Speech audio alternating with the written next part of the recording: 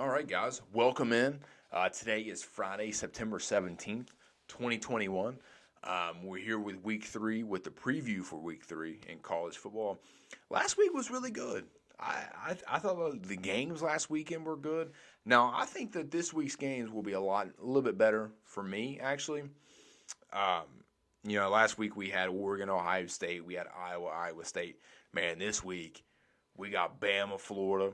We got Auburn going up to Penn State with a whiteout game. I mean, we have old rivalries this weekend. We got Nebraska playing Oklahoma. We got the Black Diamond Trophy. We got between Virginia Tech and WVU playing in Morgantown. Man, this is going to be a good week, man. I'm really, really looking forward to this. And this is what college football is all about. I think this is that first week really where we start seeing like these games, man, like the rivalries. So we're going to get into more of that, and we're going to dissect it a little bit, and we're going to give you my picks and everything. So stay tuned. But first, what we like to do each week, beginning of each show, is I like to give you my new top 10 for week three. Week three, number one, we all know it's going to be Alabama coming in at 2-0. Last week they were number one, staying put. Georgia, number two, 2-0, staying put at number two. And Oklahoma also staying put at 3, also 2-0. I got Oregon after that very convincing victory. Not that it was convincing as in a blowout. Oregon played sound football the entire time. I'm really high on Oregon. Like I said, I have them winning the Pac-12. They move in to the 4th spot at number 2. They're 2-0, sorry. I got Clemson moving back one spot at 1-1 after their win against South Carolina State. I got Texas A&M staying put. That one was a tough one. But I got them staying put at 6. I got Iowa moving in at number 7. They are at 2-0. I got Cincinnati moving back 1. They are at 2-0. I got Penn State staying put at 9, and I have Ohio State at 1-1, falling all the way back to 10. So really looking forward to this. I know as the season goes on, probably into maybe week 3, between 3 to 6, you're going to start seeing teams separate themselves, find out who the contenders are, who's not. And like I said, we're still in September, so that list right there could change dramatically. But hey, but let's go ahead and get into some of the games here. First off, let's start off with one of the more exciting games. This is going to be one of the night games. This place at 7:30 Eastern Standard Time. This is going to be Auburn going all the way up to Penn State, going up to State College, PA, and playing the Nittany Lions in a whiteout game in front of 107,000 fans. Oh man, like this is we talked tons of times about COVID, how COVID has what it took away from us last year in college football, and this is one of the prime examples on what it did. We talk about fans, right? But man, 107,000 a whiteout. I am looking forward to it. I've never really rooted for Penn State in my life, and with this show, I try to keep it neutral on everything, and I've great respect for what as a program they've done. They've had their issues in the past with other things, but man, the whiteout, in my opinion, is one of the best in college football. Period, hands down, point blank. Now, real quick, when it comes to Penn State, I watched their game against Wisconsin, and they were a borderline top 10 team for me to start the season off. Borderline. I chose Wisconsin over that. But hey, you know what? If Sean Clifford, who has not turned the ball over one time this year, can continue that, and don't get me wrong, Auburn can put some points up. They can put some yards up, but untested so far yet. Now we'll see how they react going in to State College with 107,000 screaming fans. We're going to see what happens here. I have Penn State winning this. Now, as long as Clifford can keep it and not turn the ball over, which he hasn't so far this year, I really like Penn State to go to 3-0 on the season.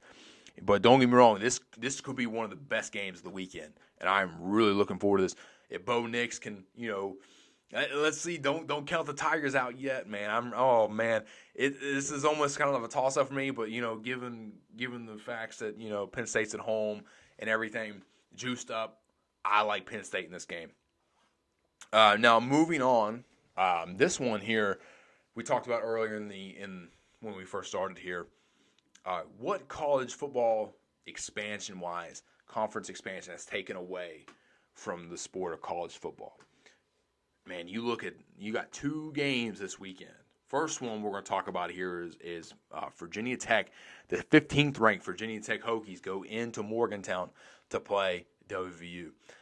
I am looking forward to this one as well, and I think, okay, Braxton Burmeister, sorry if I mispronounced that, he's 5-1 as a starter, and he's doing really well for them now also with this series, and they're also playing for the Black Diamond Trophy, and Virginia Tech's won 3 in a row in the series, dating back.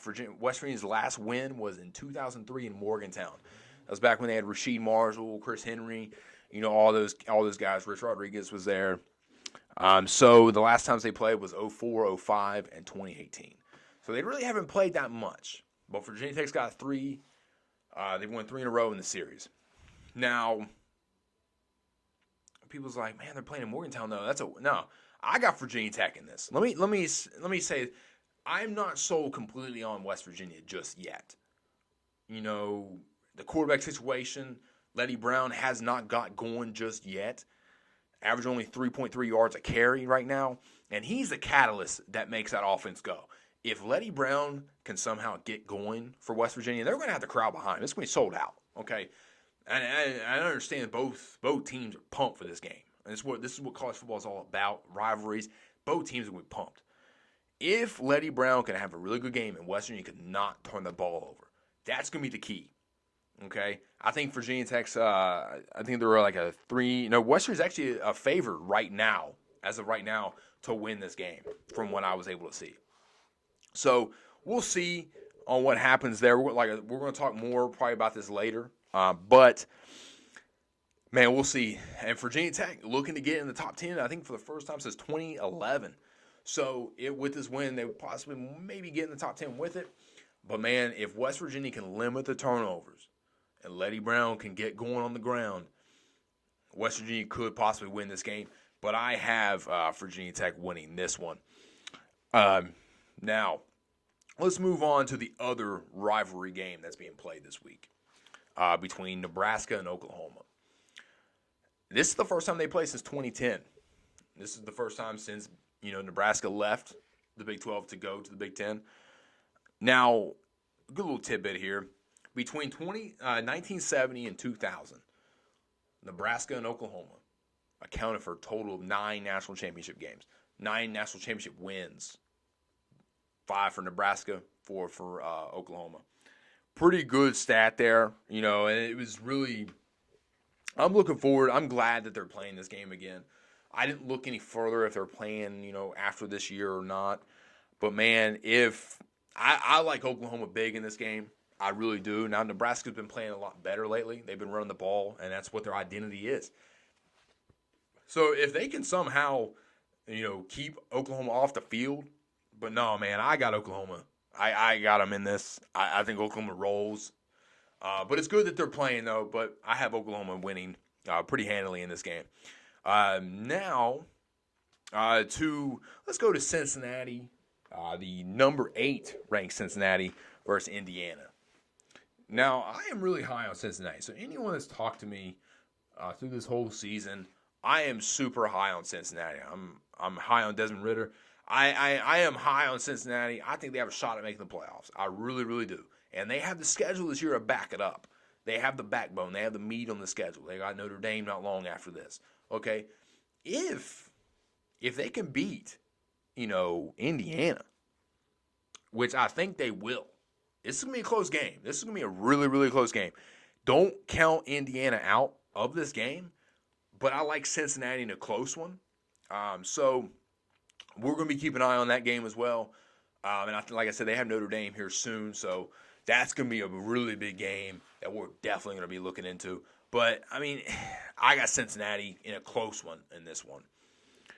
Now, to probably the game of the week for a lot of people and for me is Alabama goes to Gainesville, Florida to play the Gators. Now, this one here, does Florida have a shot?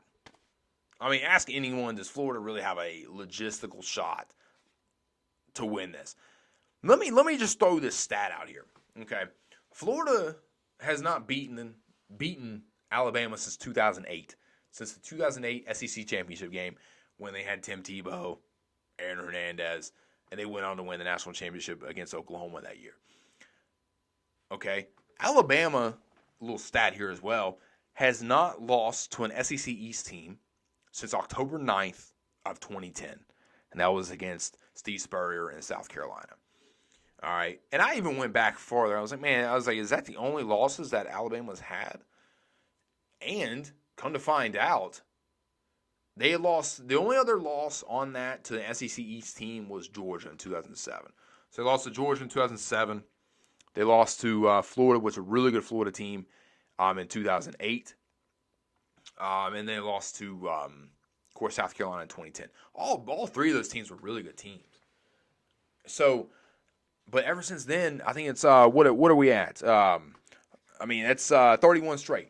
31 straight times they've beaten an SEC East team, and this is going. And Alabama's also won 16 in a row to all teams. Okay, so I think Alabama's a 14.5 point favorite right now as it stands. I like Alabama to cover. I really do. I think Alabama wins. I got them straight up. And I know there is a little bit of Emory Jones, and you got Anthony Richardson. I think Anthony Richardson's actually kind of hurt a little bit with his hamstring a little bit.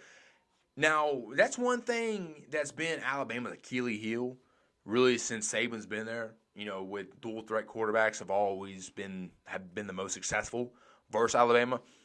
But in this, I'm curious. I'm using this as a measuring stick for how Alabama's season will go ultimately.